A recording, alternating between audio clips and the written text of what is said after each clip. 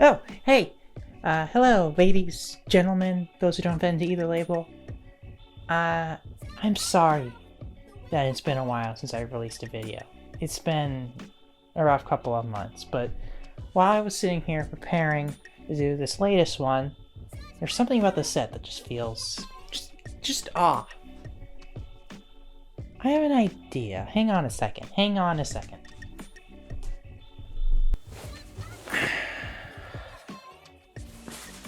This'll do the trick.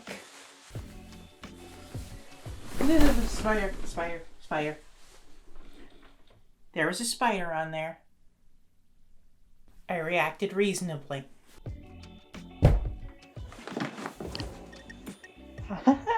There we go. Oh, by the way, did I mention that I'm trans?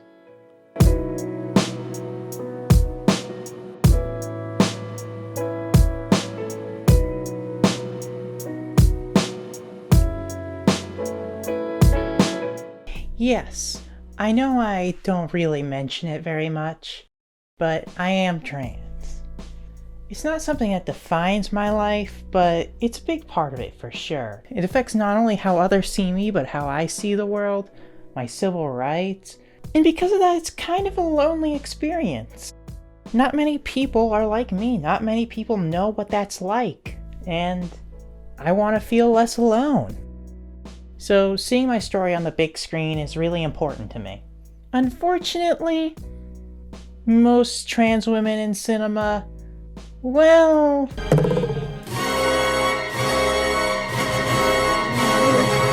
You in Bangkok, sweetie. There's a reason they don't call it Bangkok. Oh my God! Einhorn is a man! They're not great! And hell, being hateful isn't the end of it. I see lots of films try to portray the trans experience, but end up being so condescending with it and terrible at portraying it that it just becomes degrading to the subject matter. So that's why I made the series. I want to see what people like me are like in cinema, what people think we're like, how we're portrayed, what it's like to see me up on the big screen.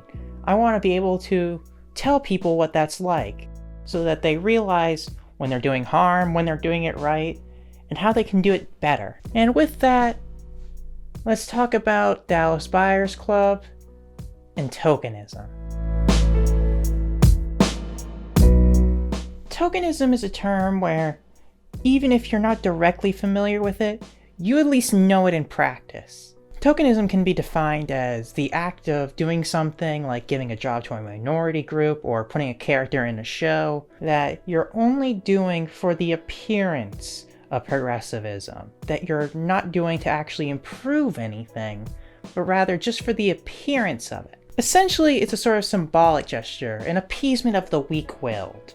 And it's a term that's existed longer than you might realize. I can't find the specific etymology, but it was referenced by both Malcolm X and Martin Luther King Jr. as a false form of equality to be wary of. So, pretty good sources on that one. Tokenism can appear in a lot of ways, and the term is often more applicable to hirings than characters, but it's not uncommon to see characters in media that fit in the criteria of a token appearance. It's been parodied to decent bit in movies and TV too. I am the token black guy. I'm just supposed to smile, stay out of the conversation, and say things like, damn, shit, and that is whack. Now, when dealing with the topic of tokenism, I like to approach it with 3 questions. Now, this isn't an end-all be-all scientific formula, but it's something that I think is pretty good at catching the vast majority of cases. So, question number 1 is, are they part of the supporting cast? This is a really easy question to answer, and it really doesn't tell us anything about whether or not they're a token until the end. But it's important to establish right off the bat, because a protagonist can never be a token character. But a supporting character definitely can. Hell, it's part of the token mythos to be pushed to the side, so being a supporting character is a necessity. So if they answer yes that they're part of the supporting cast, you can continue on. If not, you just hit your roadblock. Question number 2 is, are they hard to define as a character? This is often known as a flat character, a character that doesn't have much to do at all in the story and doesn't really have much in terms of personality. Flat characters exist all throughout media, but they're particularly noticeable with characters that were forced in to serve a much wider purpose for the narrative. And that brings us to question number 3. Is the character not necessary for the film? And I think that's the most important question online here. I've heard yeses to the first 2 and not be a token character. Often they're just characters that just weren't very well developed and don't have much of a role. But if your character has a presence in the film, but is part of the supporting cast, is not very well defined, and is very able to be taken out of the story, like that, and have not much be affected, they are definitely a token character. And that brings us to Rayon.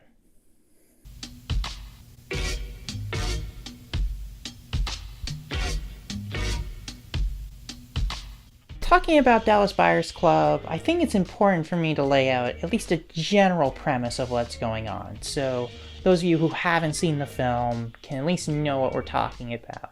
Spoilers ahead, of course, but I wouldn't recommend it. Dallas Buyers Club is based on the true story of Rod Woodruff, a red-blooded, bull-riding Texan who drinks and smokes and fucks wildly in the mid-80s, only to one day faint on the job, get taken to a doctor, and diagnosed with AIDS. News that he takes well. Fuck this. 30 days, motherfuckers. Let me give you a little news flash. There ain't nothing out there can kill fucking Ron Woodruff in 30 days. Soon, though, it gets out, and as his body starts deteriorating, he decides he needs to seek treatment. Realizing that the medicine he's buying isn't helping, only making him sicker, he decides to go across the border for unapproved medicine, an idea he steals from a local fellow AIDS sufferer and trans woman named Rayon. There he finds a gold mine of unreleased pills that end up actually working much better and healing him immensely. Realizing that he can better the community and make a few bucks on the side, he starts to bring them across the border for sale. However, due to his homophobia and a lack of knowledge, he has no idea how to sell to the queer community mostly affected by that same crisis. Thus, he joins up with Rayon as he goes on a journey to survive, help the community, and overcome his own prejudices. Now that we're well acquainted, I think some of you have an important question on your mind, which is, isn't this film based on a real person? And yeah, it is. Rod Woodruff was a very real human being who fought for access to AIDS medication throughout the 80s, 90s, and on. That said, he's the only real character in the entire film. Everyone else, completely fictional. His love interest, the DEA agents he interacts with, everyone. And especially Rayon. Rayon is a complete fabrication, and in my opinion, that makes her completely okay to critique as a character and as a token. I could see some of you were a little nervous. Calm down. Calm down. Trust me, I wouldn't do this with a real person. Trust me. Now, Rayon was portrayed by actor and noted not trans woman Jared Leto. Now, I will touch on cis actors playing trans women in a future video, and friend of the channel, Alice Quinn Rose, is going to be covering it in a video very soon. But I think it's important that we get into it just a little bit. Just a little bit. Now, casting Leto instead of a trans actress at all was a bad idea. No bones about it. See, all it does is solidify in the viewer's head the idea of a trans woman as simply men wanting to be women instead of simply women. And if your point is to lift up the LGBTQ community and show how bigotry is bad, that's not a good way to begin. Instead, they could have chose a small, unknown trans actress for the part. They could have helped bring a great new talent to the screen, and it would have stuck by their actual principles. It's not like that's impossible either. Assassination Nation and Euphoria both did it, for example. But that's also without getting into the fact that Jared Leto just isn't giving a good performance here at all. He's chewing the scenery like hell, and whatever information he got on the LGBTQ community, it is wrong. He's not pulling a performance of a trans woman. He's performing an effeminate drag queen-esque performance. It's transparent he never really talked to the trans community despite what he claims, and frankly, I wonder if he even knew the difference between the two. At the same time though, part of me can't blame him for all this performance. It certainly can blame him for the vast majority of it, but it was broken from the start.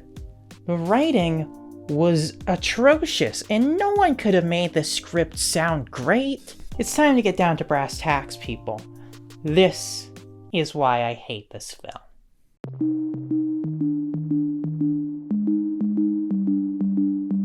Now, Rayon is hard to discuss as a character because, well, she's really bare. And I mean that to its fullest extent. She's technically a main character, but she's not really there enough to consider a protagonist. And defining her character is incredibly difficult. Like, at times she comes on strong, confident. Hey! Jesus fucking Christ, you fucking idiot! I've been looking for you, Lone Star. And yet she still plays shy victim in other scenes. Shake his hand, DJ. Give him a good one.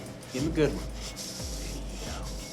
This is present throughout the entire film. Sometimes she's pushy, sometimes she's flirty, and yet often she's just pushed aside. Very quiet for some reason for a character that seems so exuberant and full of personality. She's just there to inject a little bit of energy when they need her to, and then to be pushed aside and put into the background and told to sit down and shut up when they need her to be a victim. She's not a character. She's a plot device. And a huge issue I have with her character is the fact that, well, she doesn't even ever correct anyone on her pronouns. Like, she's supposed to be this strong, abrasive character, and sure, you could argue maybe sometimes she's quiet, not everyone's loud all the time. But she never once sticks up for her own identity? Like, even the most passive trans women I know will stand up for their identity at least a little bit. This is important because throughout the entirety of the film, she is misgendered. In safe spaces, outside of them, her friends, her lover, no one sees her as a woman. Even worse is the fact that the writers themselves constantly misgendered her in interviews, despite her explicitly being written as a trans woman in the script. Rayon came from, he's an amalgamation of kind of several different people. Here's the kicker though. We went and spoke to transgendered people and kind of interviewed them and then created the character from there.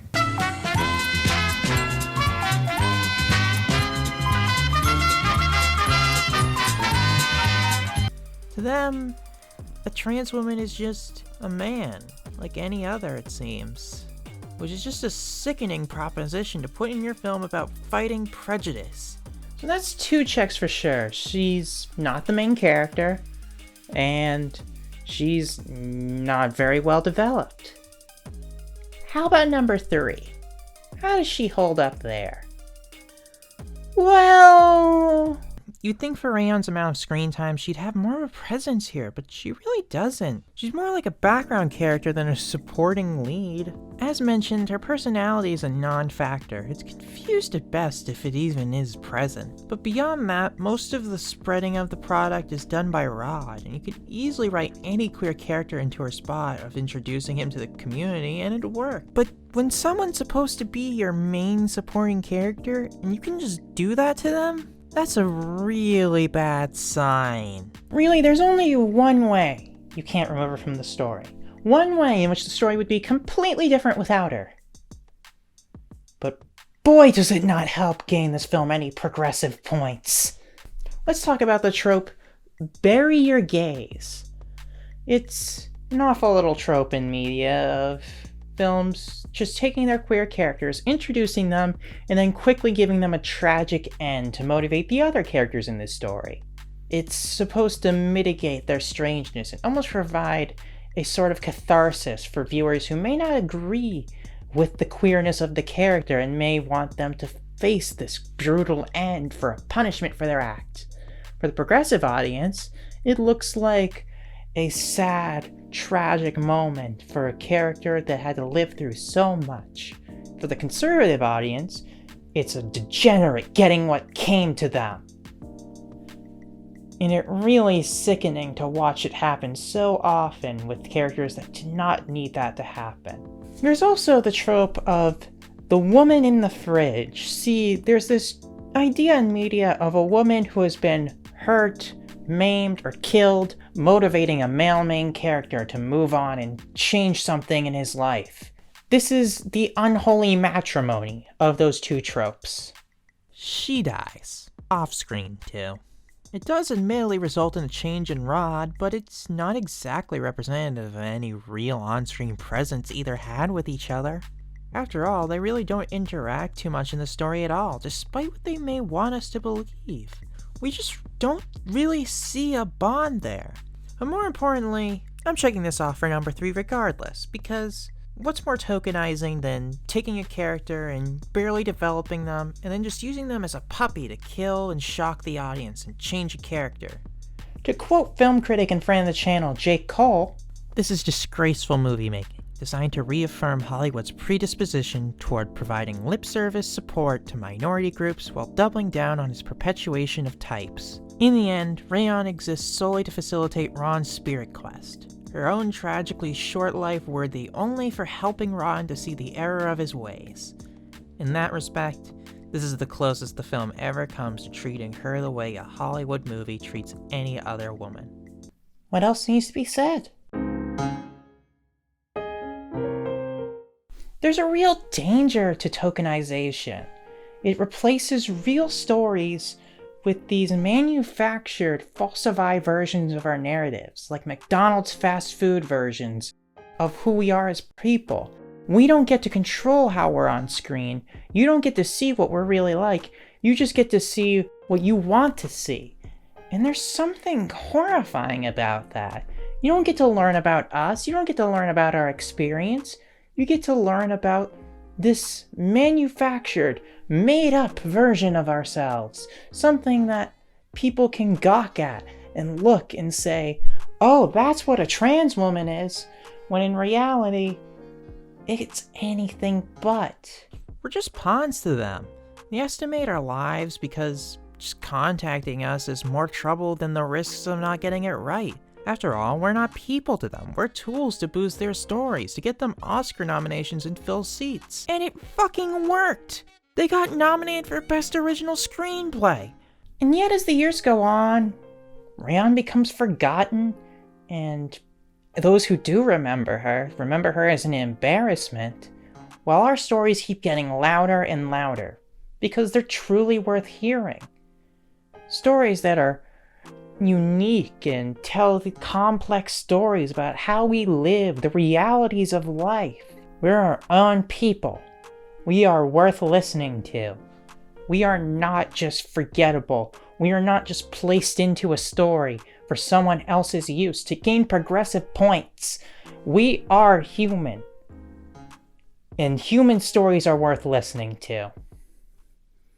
And I'll take that over Rayon any day.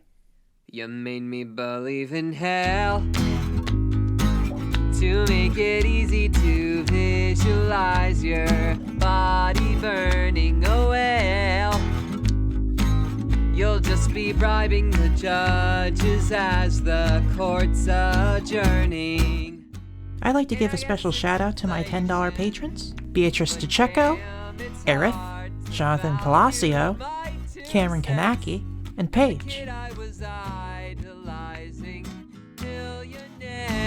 And all the presidents, but I don't trust them anymore. No way, no way, no, not again.